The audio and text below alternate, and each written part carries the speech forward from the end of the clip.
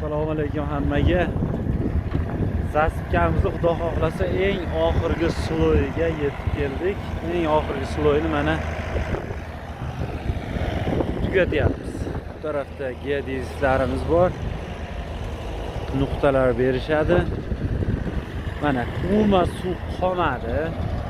Boshida ko'rilganda suv ancha muammo bo'layotdi. Suvlar qolmadi.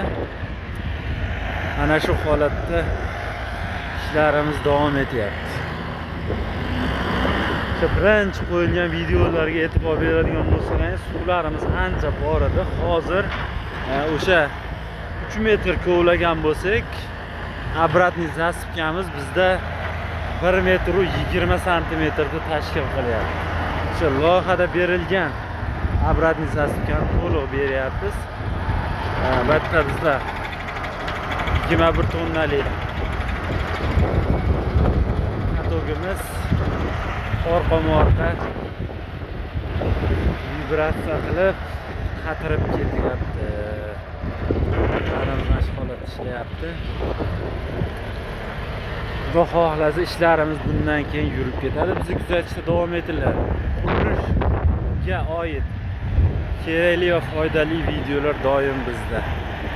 Obuna va like albatta esingizdan chiqmasin.